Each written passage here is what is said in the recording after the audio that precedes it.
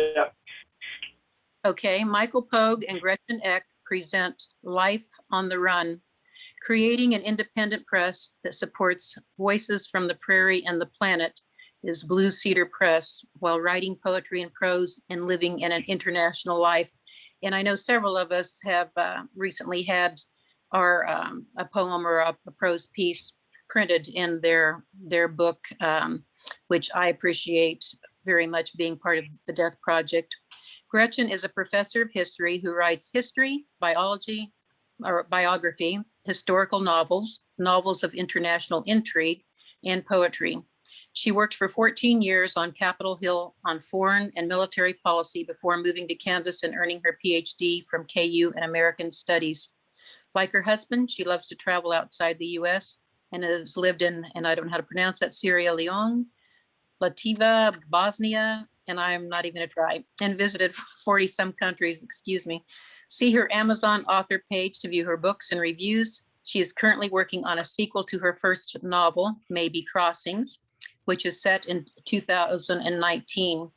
Her first book, Descent in Wichita, The Civil Rights Movement in the Midwest, 1954 to 72, won 3 awards and can be seen in an exhibit in the Smithsonian's Museum of African American History and Culture. It also resulted in a prize-winning public television documentary on Wichita's successful student-led sit-in in 1958. I mean, those are some credentials, Gretchen. That's just amazing. And now we've got Michael, currently teaches literature and English to university students in Thailand as a Fulbright teacher of English. He is also working on his 14th book of poems. Trained in the MFA Creative Writing program of the University of Montana, he worked a variety of careers from sheep ranching to Christian ministry to teaching literature and English to students of other languages. After 25 years pastoring churches in Kansas, he's retired and returned to school to be certified to teach English. He taught at WSU's intensive English program until 2017, when he and his wife began teaching half of each year in Bosnia at a Muslim university. His Human Ink, the first 5 books, won the Nelson Poetry Award in 2016. He is the founder and owner of Blue Cedar Press in Wichita, Kansas. He was poet in residence at Dzemal, I can't pronounce that either, I'm sorry, please give us that information, Michael, when you start speaking. University in Mostar, Bosnia, 2017 to 2018. And then we've got a link for their Blue Cedar Press. So I'll let them take it away, and my apologies for any mispronunciations. Thank you, Rhonda. I'm gonna get us started. Actually, if you pronounce my name Eick, it's a German name, and when you have 2 vowels together, the second one is long. And Mike is Michael Poage. So we both have kind of weird names. We get all kinds of ways of pronouncing them. I have made some notes to try to make this not ramble and not take up too much time. So I'm gonna go to my notes. And I guess I want to reflect first on the writing life and how it has unrolled for me.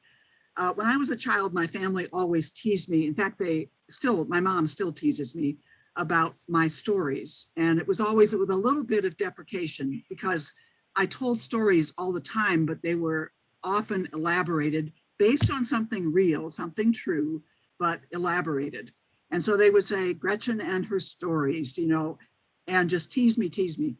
So I think probably that's one of the reasons that when I first turned to writing, I turned to the opposite of elaboration. I turned to academic writing. I wrote a senior thesis for my college. I wrote a master's thesis, and then I dropped out of a graduate program and moved to Washington, D.C. and worked for 14 years on Capitol Hill, as Rhonda has already said. But in that work, I wrote for monthly publications on legislation, making the case why US policy should support human rights around the world. And I wrote for our newsletter, but I also wrote occasionally for journals or magazines like Christianity in Crisis, Christian Century, National Catholic Reporter, etc. But it was journalistic writing. Then I met Mike, and we decided to get married and moved to Kansas, where he lived at that point. So I came to Kansas couldn't get a job and in Lawrence for the longest time, was really wondering what I was doing with my life.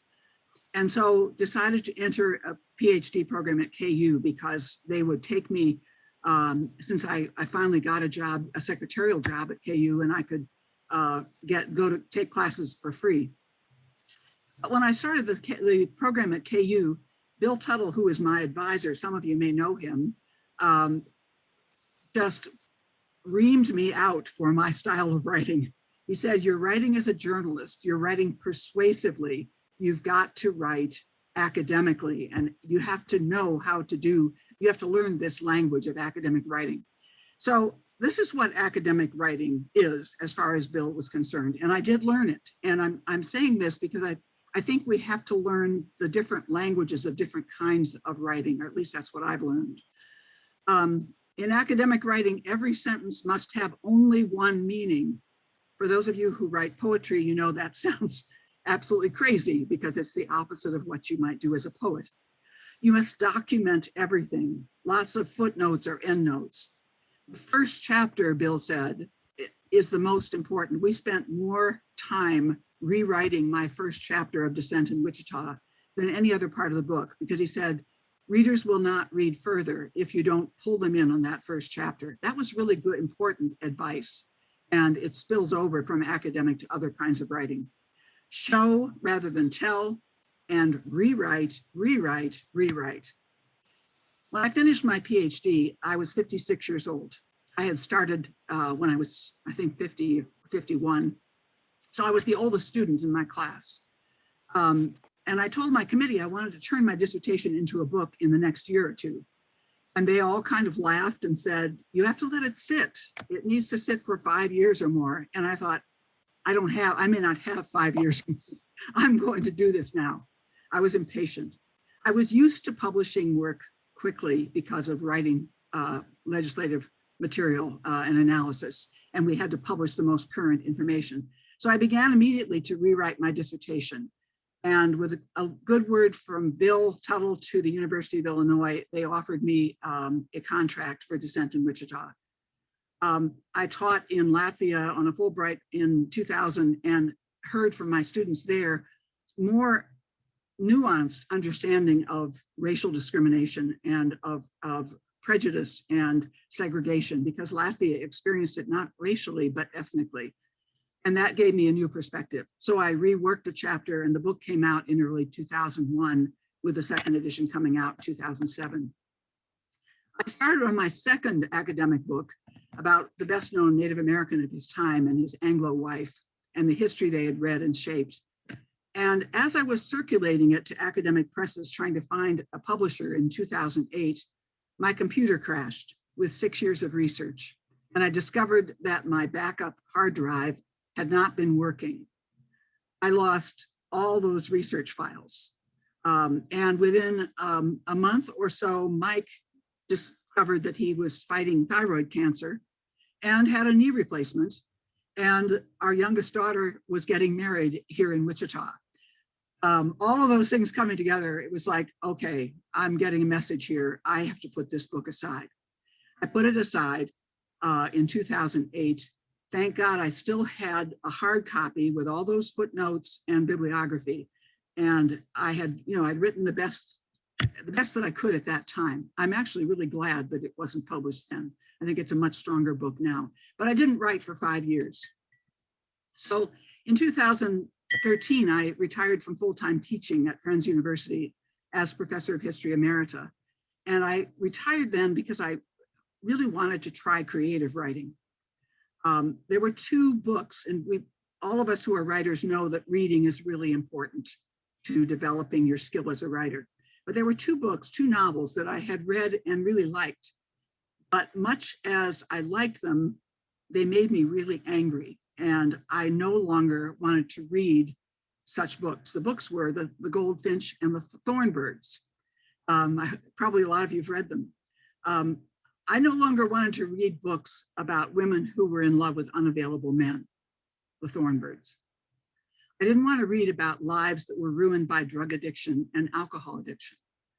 I had traveled extensively and I had friends of all different backgrounds, and I had many Black friends and was involved in a number of Black organizations in Wichita.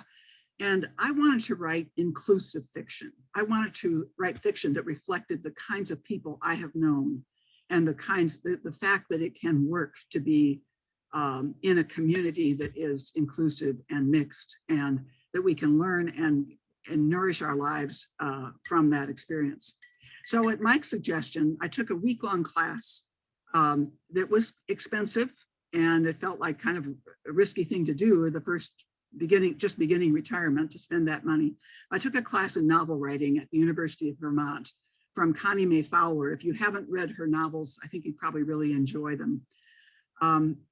I thought that I had finished my first novel. This was 2014. I'd already put out a book of short stories, and I was getting nowhere looking for an agent. So I paid Connie Lee Fowler at this conference to give me an analysis of my first novel. And she was amazing. She told me, first of all, that I had a gift and that I needed to keep writing. And then she told me the downside, just as Bill had done, but not for academic writing this time, but for writing fiction. She said, you need to know the conventions for writing fiction. You need to write cinematically. Everything needs to be in scenes. Each chapter should be from one person's perspective. Show rather than tell. Again, echoing what Bill had said about academic writing. Write what you know. You've been to a lot of places. That gives you a richness, a mother lode that you can mine. Write about the places you have been. Include them in your stories. Use the stories you have heard of other people's lives. Those are grist for your writing.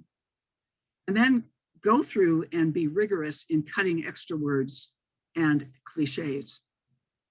Find ways to make it easy for your reader to follow what your storyline, especially if you're using a lot of characters, by providing a list of characters or using chapter titles that give the character's name and place, maybe even the date.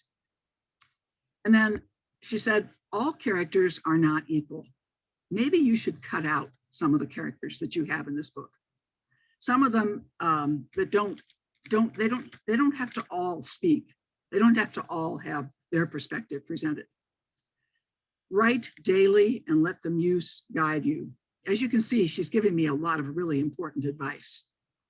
Seek feedback from readers, beta readers, who you give markers and sticky pads and your manuscript, and ask them to write on the sticky pads and stick them on the manuscript whenever something seems inconsistent or contradictory, or when they get bored and they put the manuscript aside.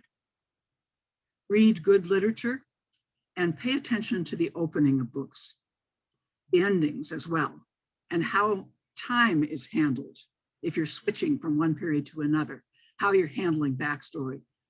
Learn from great writers. Try copying their styles as an experiment to stretch yourself. Write memorable paragraphs and sentences that the reader wants to remember. And research the details about the time you're writing about. What songs are popular? What ads are on the radio or on television? How did people dress? What were their attitudes? What did things cost? Do all that research. It's so easy to do. We're so lucky to be writers right now because you can do it online so rapidly. Get to know your characters. Know their personalities, their appearance. What do they like? What do they don't like? What don't they like? What are their quirks? What are their conversational patterns? They shouldn't all sound alike, and that's a hard one for me. I work at that all the time. Are they educated? What vocabulary do they use? Always, and this is basically my strong sense, this next one, always include characters from a variety of ethnicities and races, and be sure you've done your homework as to how the group that they belong to was treated during that historical time. In my case, I've worked and lived and worked closely with Muslims, Christians, Hindus, Jews, and Africans. I try to use those experiences in my writing. I'm a teacher who is committed to living a multicultural life. My family is multicultural. So I want my writing to help readers see the problems, people's problems from the problems that people from different backgrounds have. I want to humanize them and make the reader care about them, maybe even understand some of their dilemmas. Connie also said, each chapter ends with a teaser or a hint that things may not be what they seem, so that the reader wants to keep reading. Write whenever your ideas or words or scenes come to you. My second novel, Finding Duncan, which is set in Scotland, where we were going from 2013 for 5 years for a period of time, and to a little cottage by the sea on the northern shore of Scotland. And we were having, Mike and I were having writing retreats in this little cottage. We would go and write for 5 hours a day. The first year that we were there, as soon as I got on the plane, I started writing Finding Duncan, because I knew that I might not hold on to the images that were so powerful from this little fishing village if I didn't get them down right away. So when I say write when your ideas and words and scenes come to you, I get up and write at 3 or 4 or 5. I write for as long as I can feel it coming. Mike teases me because I will sit at my computer writing for 5 hours, 6 hours, even longer. Defy conventions. That can push you into being more honest, real, and creative. Defy the conventions of writing. So in other words, take everything that I've just said that Connie taught me and maybe question them and maybe try it a different way. My own writing, in my writing of fiction, I write scenes without knowing where my story is going. I write my way through the story, and I count on the muse to help me, to guide me to where I'm going next. I may have a general idea of the story, the arc of the story, but I really don't know what are going to be the major things. Sometimes in my first novel, I wrote the death of a character, and I woke up in the middle of the night and he told me he couldn't die. He needed not to die. And you've probably had that experience as well. Sometimes your characters do not stay true to form. Something happens in their lives that derails them. And for a time, they are not themselves. And how they get back to themselves, or how they find their way to a new way of being in the world, is really, a struggle. That happens in the novel that I'm writing right now. That's what's happening with my major character. And it's really been interesting and challenging to write. About 5 years ago, I tried to write a different way. So now I've done academic writing, and I've done journalistic writing, and I've done fiction. And I tried to write poetry because I live with a poet, and I'm always in awe of his skill with words and the way that he approaches language. I'm very lucky to be married to a man who has his MFA from a renowned school of creative writing, and who studied literature extensively, much more extensively than I have. I nag him to critique my chapters or poems, and bless his heart, he will listen even when he's exhausted from teaching a class in Thailand that goes until midnight. He will listen to me read a chapter that I'm really needing some help with. And he can hone in on a word or a phrase that doesn't belong, or he can say, don't you think that's cliched? Or he can point out the sound of the words is important. Maybe rework the sound of the words. When he critiques my poetry, I have learned from him, throw out what you are most attached to. Try a surprising word or a surprising ending, a word or a surprising word at the ending of a poem. Pay attention to using internal rhymes rather than end rhymes, so that there are rhymes within the lines of your poems. Absolutely read aloud. Listen to the sounds the words make. Don't be trite. Don't say the expected. Use what crosses your path. Words, names of towns, phrases you hear, sounds, feelings, situations. The sky is the limit. There's another bad cliche. Sorry, Mike. Keep a notebook. and write things down that you hear or see. I haven't learned to do that, to keep a notebook. I tend to write things on little scraps of paper, which then sometimes I never can find, which is why I have to get up and write in the middle of the night so that I don't lose the thought.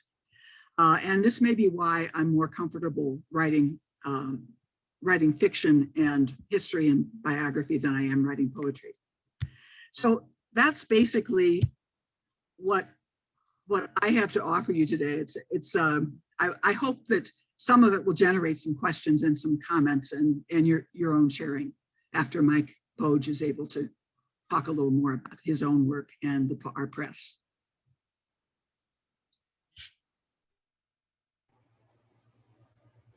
Gretchen, you want to talk about the Eastman book? Finish of the Eastman book? Oh, okay. I guess I should have brought us back to that. Remember when I said that in 2008, my computer crashed and I lost 6 years of research? You all remember hearing that, maybe? Mike's holding up that book, which came out last October from the University of Nevada Press. It went through in 2016, I think I picked it up again after writing 2 novels and decided I wanted to go back and see if I could make sure that all of that work and all of that thought was not for naught. And I went, I went through 3 different presses, academic presses that said they wanted the book, and then the external readers, the peer review process was very, very helpful, but in the end, the peer reviewers wanted a change in the book, like they wanted me to take the wife out, and I wasn't willing to do that. I wanted to write a book about transracial, cross-racial marriage during a time of great racism in American history, from the Civil War to World War II, and I wasn't willing to take her out of the story. So finally, I ended up with the University of Nevada Press, but it did come out last October, and I'm really excited about it. I feel very hopeful that it will be an important work. Thank you, Mike. It is an important work. Thank you for inviting us to this meeting. We all learn from each other, and this is the time. I learned some things from Gretchen I had either forgotten or never knew in the first place. So what I'll start out with is the beginnings of Blue Cedar Press. And if I have time, then I'll talk about my own writing a little bit. About 7 years ago, I found out that Denise Lowe was going to do a reading at a library in Hope, I think it's Hope, Kansas. And I mean, I might have the name completely wrong, I don't know, but I think that's right. And it was an evening reading and at the library there, and she didn't want to drive in the dark. And she wasn't really sure where Hope was. I had seen the sign for it on the way to Hutchinson, numerous times. And I volunteered to drive, I volunteered to be the chauffeur.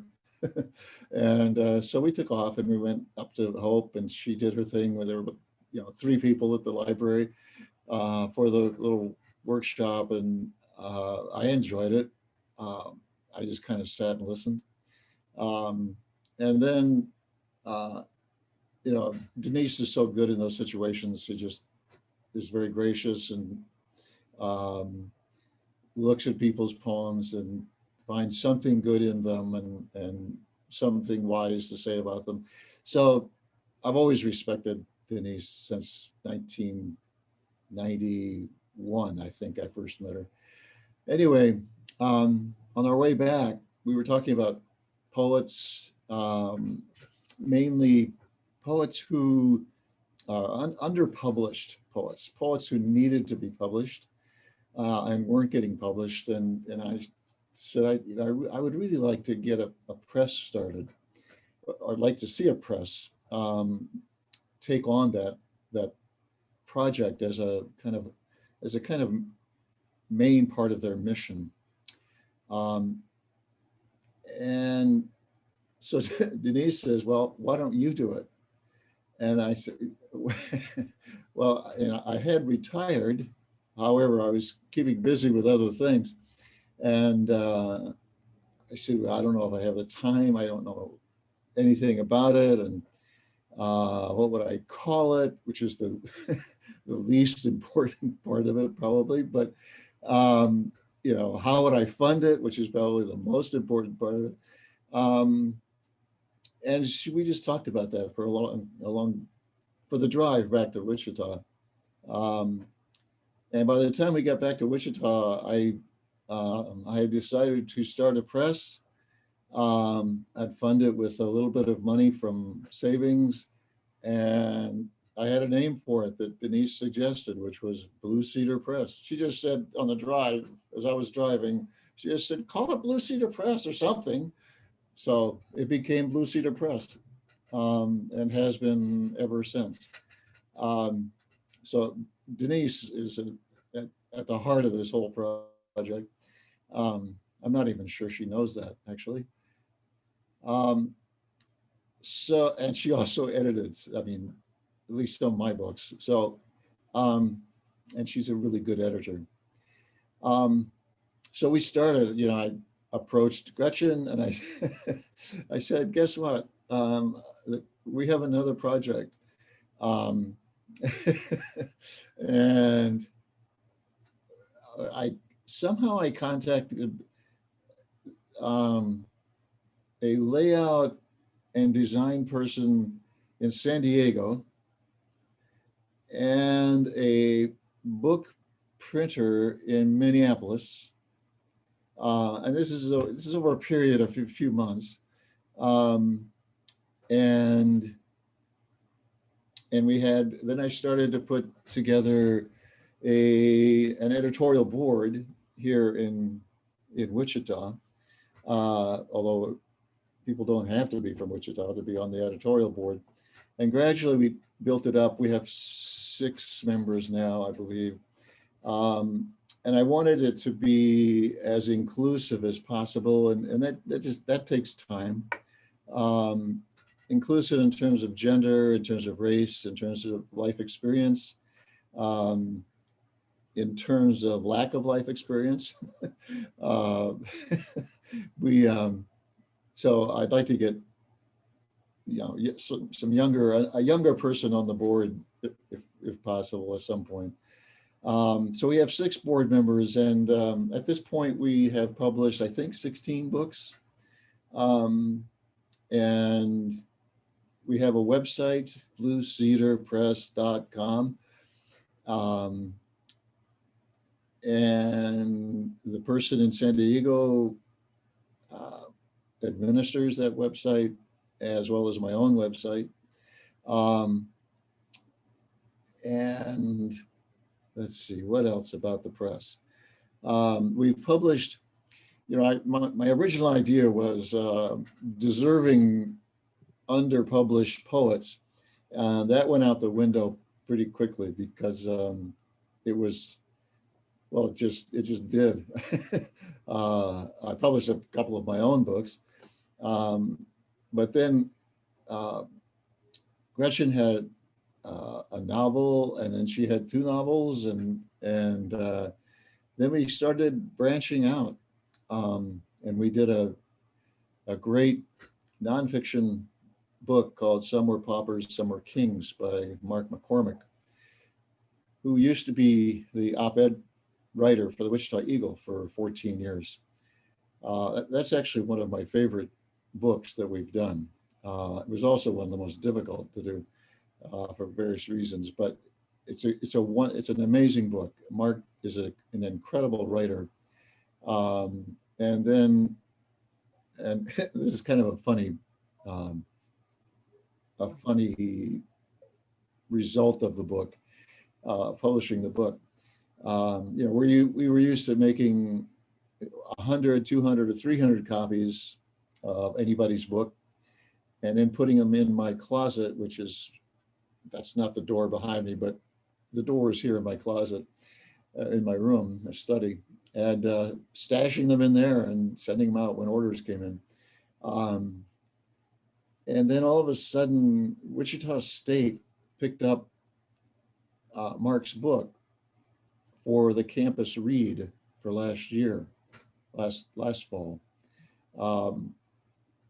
Unfortunately, which was great. I mean, it meant that they originally wanted to buy 4,000 copies, which was like, I'm trying to think of a comparison. It was like me getting a job. All of a sudden they were going to write us a check, and I mean, they wanted to buy all these books, and Mark was going to get significant royalties, and then they trimmed that down a little bit, but still it was an infusion of money into our woebegone bank balance, and then Mark ended up getting some notoriety from the book, or notice from the book, and spoke at kind of a convocation this past fall, and got paid for that. But anyway, the book itself is really amazing. Plus, it provided, and if you're involved in a small press, you know how much the infusion of some money really helps. So we've done nonfiction. We've done. We're working on children's books now. Gretchen and one of our daughters, one of our granddaughters, one of our great-granddaughters. I don't know if Chloe has put in her 6 bits or not, but at least 3 generations of Eick women are writing this children's book, or putting it together. One granddaughter actually wrote it originally. When she was 7, she wrote this book. She's 30 now, and she wrote this book when she was 7 called "I Wonder What My Teacher Does When I'm Not in School." I think that's the correct title, when she's not in school, which is a great concept. She wrote this book out, just wondering what her teacher did, when she couldn't see her, which we've all wondered that, or at least some of us who have some strange, perverse ideas in our spare time. So they're working on that. Blue Cedar Press will publish that. And I see Jim Potter put in a plug for Denise's new book of poems called Wings. It's published by Red Mountain Press. Congratulations to Denise, and to Red Mountain Press. So, so the press is going, and we have right now two poetry projects going, a prose project going. We have 3 poetry projects actually, at different stages of reading and or publishing. The one that's at the top of the list is Judy Sellers' book, Kindred Verses. And right now we're collecting illustrations for that and moving ahead. And so we're open to any genre. And really, I mean, looking forward to new publications. And what we really try to do is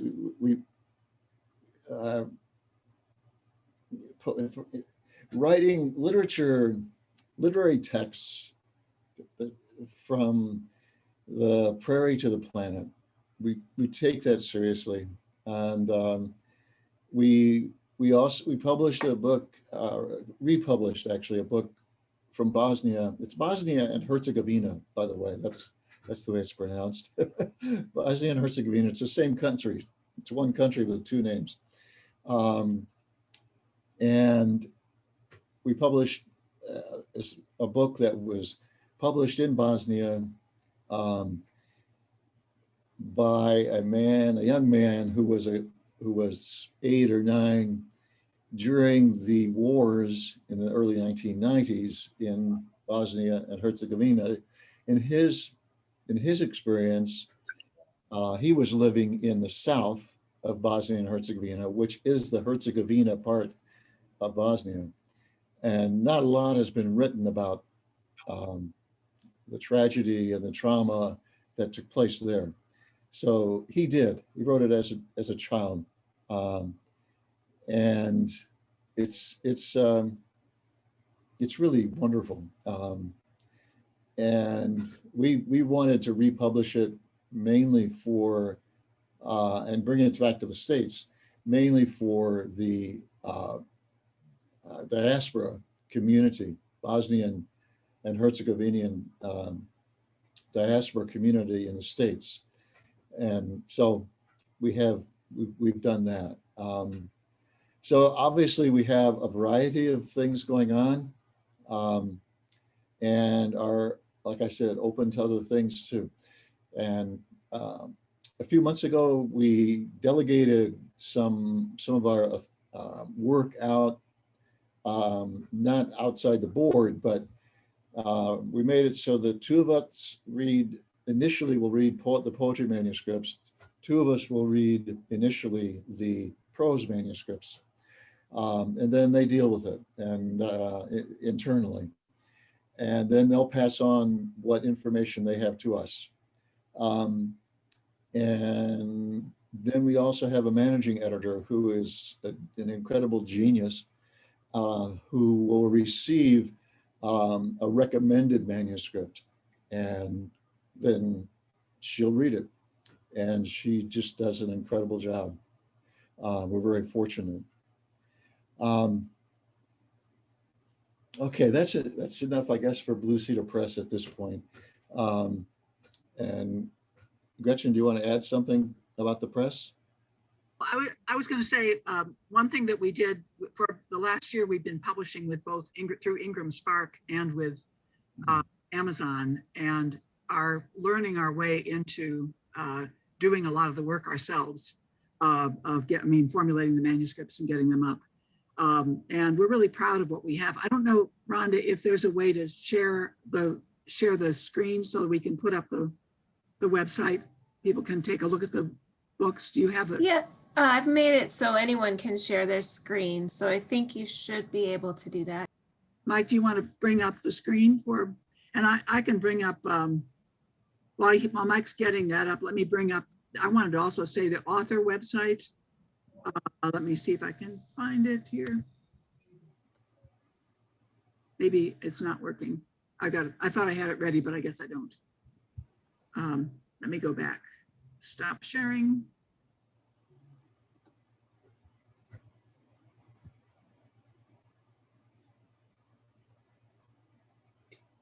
Let me not share. Let me not interrupt you, but has been interesting taking courses online. There are lots of courses. Some they charge lots of money. Some are free from Bowker, to learn how to promote your books, to learn how to do the physical work of getting manuscripts prepared for publication on Ingram Spark and on Amazon. And I think both of those have really improved recently in their ability to show us how to do the work ourselves as writers.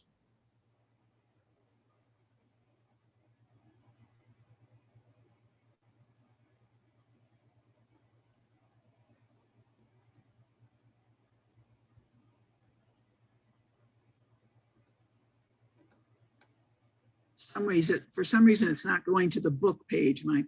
Yeah, I know. I know.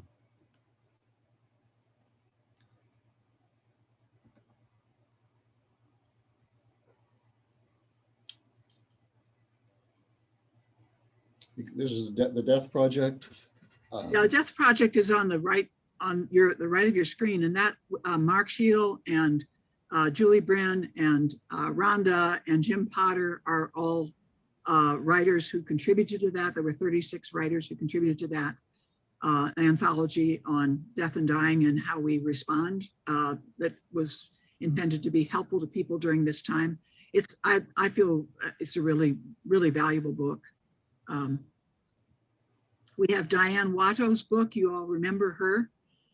She's on also to the right of your screen. So, and the book of the Bosnian book that Mike is talking about is in the next,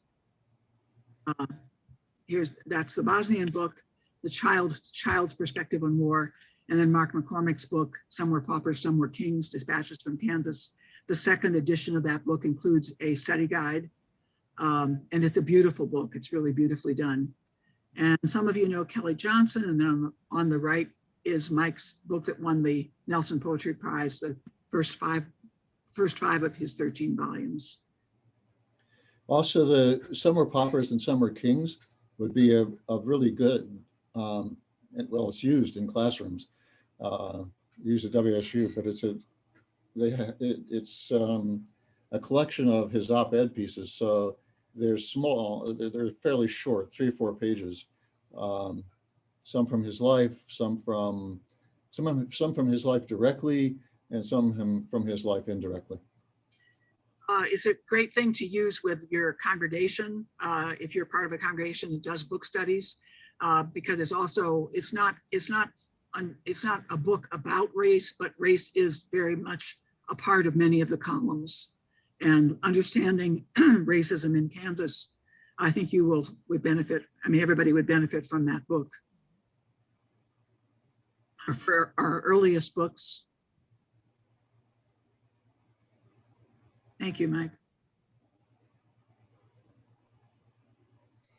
Mike, would you mind talking a little bit about your, I believe it's your latest poetry book, You Must Have Your Famine? Ah, that one. Yeah, let me get back to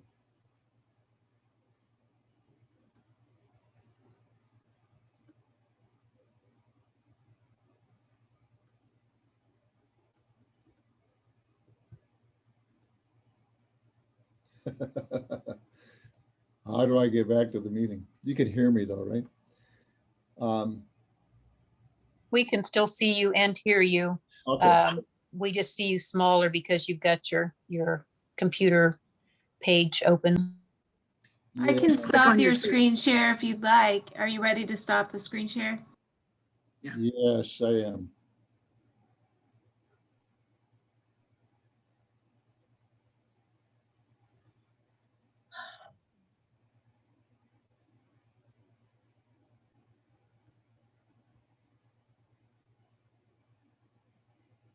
Oh, wonderful. How did you do? I just don't know how you, I don't know how you people do that. So honestly, I don't know how to do it either, but I was able to take control and share my screen, and then I was able to stop sharing my screen. So. Okay, thank you very much. I'll never, I keep working on it. Okay, the latest. I am on a Zoom meeting for the Kansas Authors Club. What was that? Anyway, this is the latest. I don't know if you can see this book, but this is the latest. This is my 13th book of poems. It's published by Spartan Press. Thanks to Jason Ryberg. It's called You Must Have Your Famine. I have no idea what the title means. I mean, I have some ideas. Like Gretchen mentioned, though, well, she started to mention what I think is really important, especially in poetry, but also in prose or in life. But what I learned by working at it is just being alert to things around you, being alert, especially to what people say, offhand. Listen to conversations. There's a word for that, I think, right? Uh, Listening in without having permission to do so. When Joseph Brodsky came from Russia and I think started teaching at the University of Michigan, people asked him what he missed the most about not being in Russia, not living in Russia. And he said, I miss the people talking. I miss the language. I miss listening to people on the trolley cars and the street cars and the sidewalk, because that's how I live. I live off of language, and that's what my soul is fed with, the words of my people, and the words of the language that I grew up with.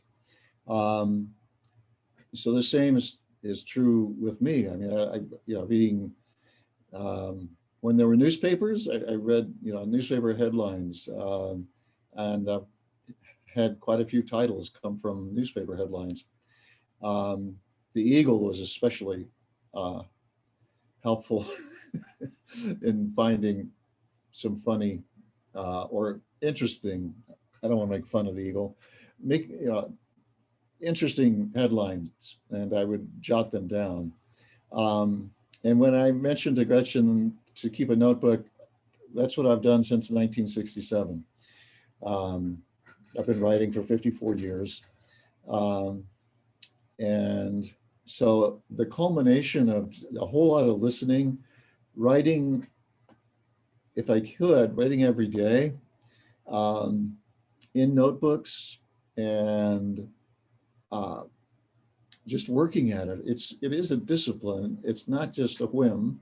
It's not just a hobby. It is a discipline, and it's a vocation. It's not my avocation. My avocation is teaching now, actually. And so the culmination of those 50 years at this point is the 13th book. And then Rhonda mentioned the 14th book, which is actually going to be collected poems, which is going to be fairly thick. And will be done by Jason at Spartan. And then hopefully, or it was his idea, actually. I wasn't ready for collected poems. I'm not that old. And so, not that then a friend of mine who actually was my first English teacher in college, and he said, Luis Orea, who was a friend of mine, also said the same thing, because I said to him, am I ready to do collected poems? When do you do collected poems? You wait till the 20th, you wait till the 15th, you wait until you die, but they both said, go ahead and do it. Go for the collected poems. You're not going to make any more money than you have in the past, so don't worry about that. And my English teacher said, and besides, Yeats had many collected poems, so volumes, and I've started to see that other poets have several collected works. So that's going to, I guess, be out by Thanksgiving. And I wanted to mention a couple of things. I'm really indebted to Richard Hugo and to Madeline de Vries. I don't know if you've heard of either one of those people. Richard Hugo was a great poet, and in charge. He was the director of the creative writing program at the University of Montana, which I didn't even know about when I started to get into the master's program in English at the University of Montana. And I sat in on a poetry class, a workshop taught by Madeline DeFries, who is an absolutely lovely, amazing woman. She and Janine Hathaway were friends, and also both nuns at one part of their life, a large part of their lives, actually, especially Madeline. And Madeline suggested I take a class from Richard Hugo, and Richard Hugo had this reputation of being a Mussolini in the classroom, and pounding, or Khrushchev maybe, pounding the desk with his shoe if you're not writing well enough. And but I came through the first workshop okay, and ended up in the MFA program. And Gretchen mentioned that I was trained in the MFA program, and we had a little conversation about that last night or the night before. And I said, I don't feel like I was trained in the MFA program. You're not trained as a writer. You might, what I said was what James Welch, who also was a great writer, who died of cancer around 60, much earlier. We lost a great writer early. Is an MFA program or workshops like that save you some shortcuts. They save you some time. And Dick Hugo himself said, you hear me talk a lot about writing, and after you hear me talk about writing, forget it all and do your own writing.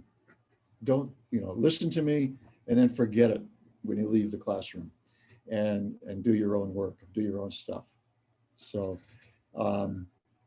he was very, very gracious to me, and he too died way too early of leukemia in 1983, I believe. Okay, that's it for me. Gretchen is raising her hand.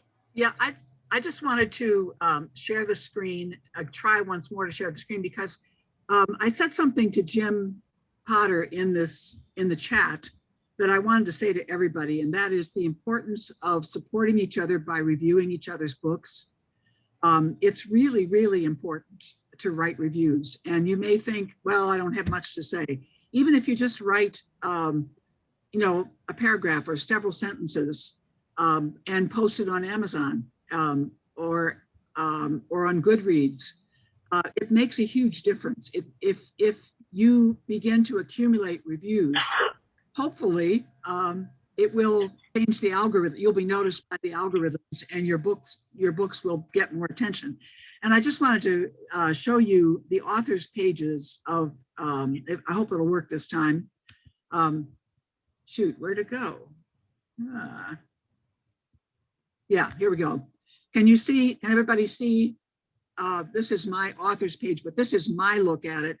If you go to Amazon and you click on my You can't see it, Gretchen. You can't see it? No, I can't see it. No? Nobody can see it? No. No. Okay, well, let me try to get out of. Okay, here we go. Now, can you see it? Yeah. Okay. So just to give you an example, I don't know how many of you have used this. I hadn't used it until really only a couple months ago. And I went in and I thought, okay, let me take the time to put things up.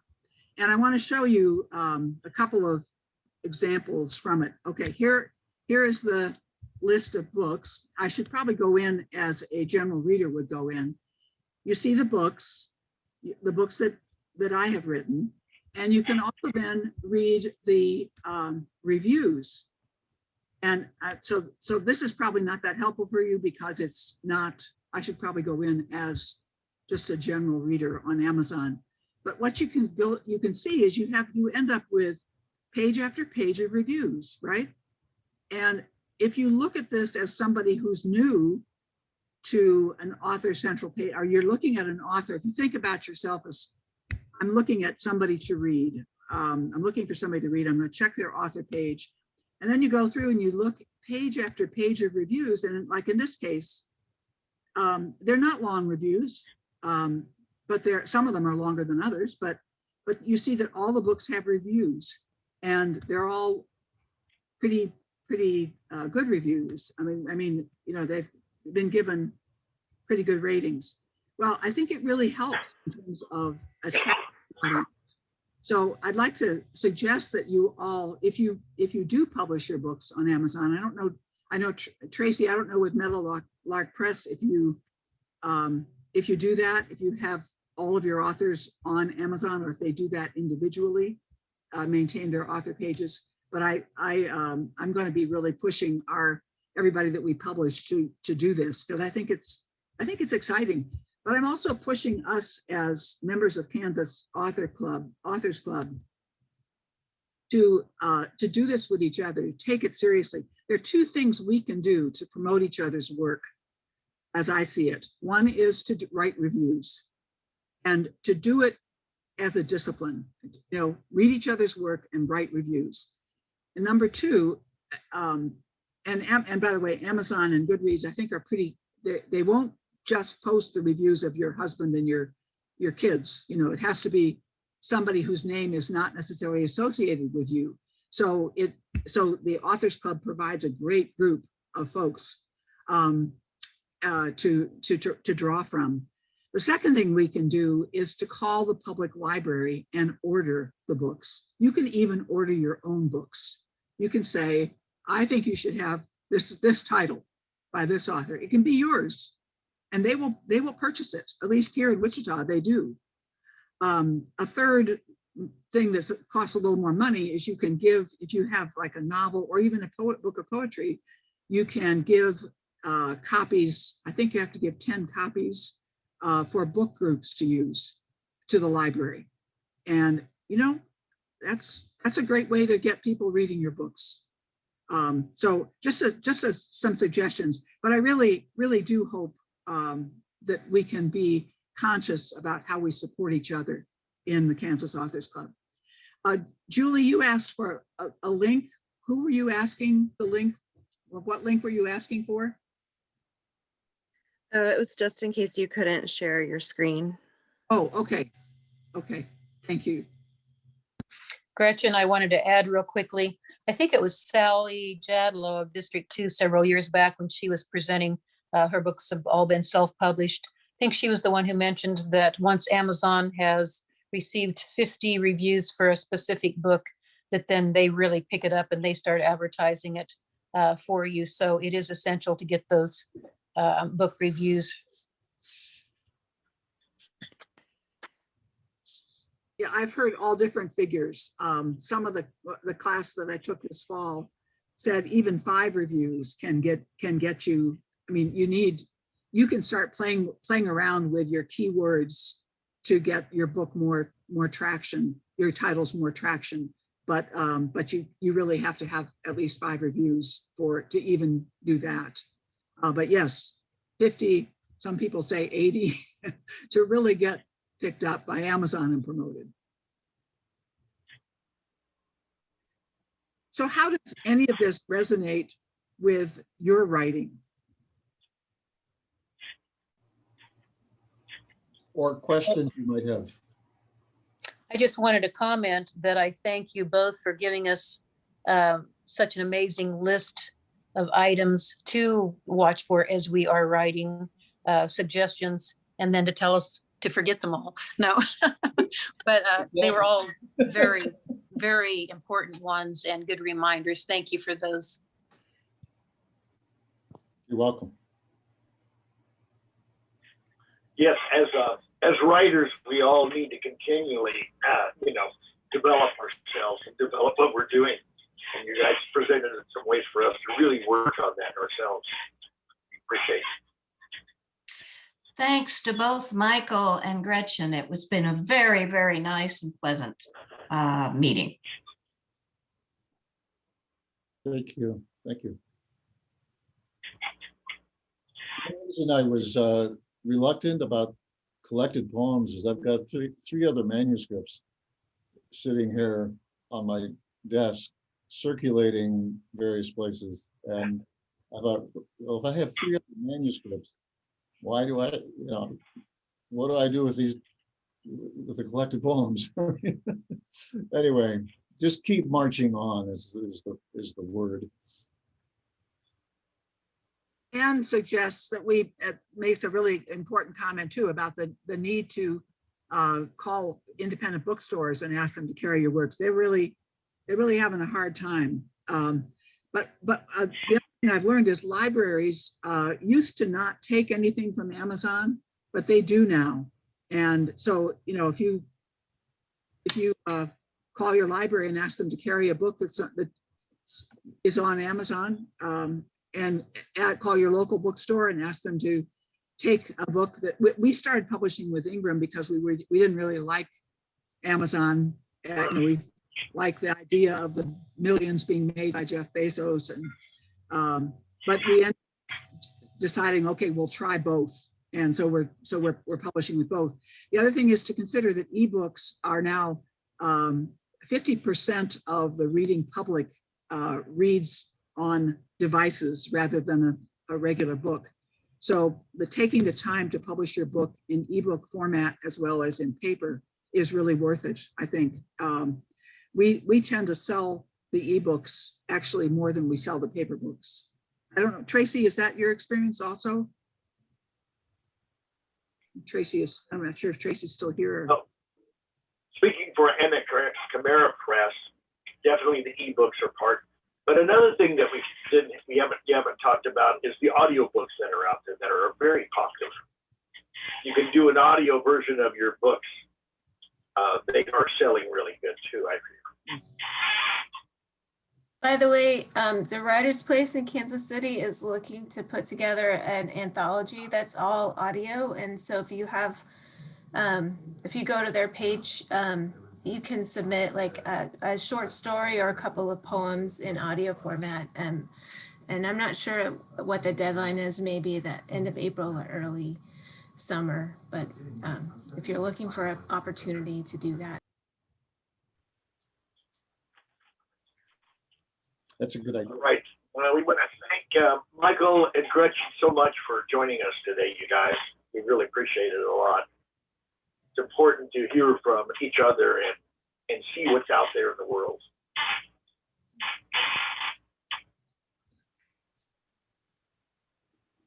Thank you.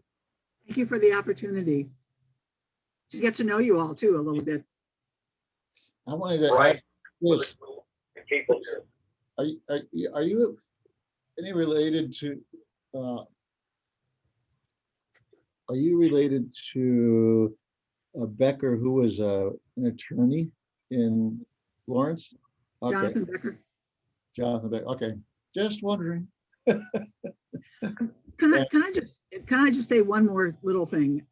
Mike mentioned Luis Araya, and I don't know if you know him, but he's a wonderful writer. He was one of his books was the big read here in Wichita a couple of years ago. He's an amazing man. URREA, wonderful writer. Mike has done something which I think is a great idea. When he likes a writer, he corresponds with them, and he's become friends with a lot of people who are well-known writers.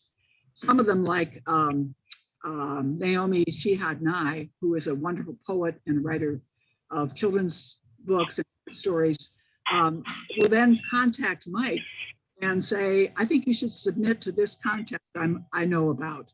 You should submit some of your poems, because he shares his work with them. And so it's something that you don't think about doing, or I hadn't thought about doing, following up with a writer who I've read and really enjoyed. But I think sometimes it can really lead to a rich relationship of mutual support, and it can also help your writing get some notice.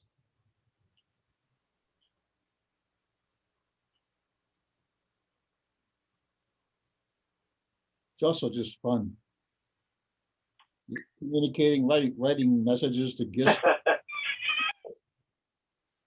Anybody, have you read Gist, Jen? Mona in the Promised Land? one of the best books ever written. And Urea is just, he read it at the University of Kansas several years ago, which was the first time I met him in person. We met him in person. He and I were in the restroom together. And that was an interesting kind of, and we didn't know each other actually until we came out of the restroom. And then I'm sure you don't want to hear this story, but that's It sounds poetic to me, Michael. very poetic. Yeah. Thank you for encouragement on it. Yes, yes. I wanted to mention that to Gretchen that Finding Duncan is one of my all-time favorite novels. I absolutely love that book. And I think, mentioned a couple of times that I was going to go on and leave a review, and I have not. So I will absolutely do so once we get off the meeting today. So thanks for reiterating how important that is too.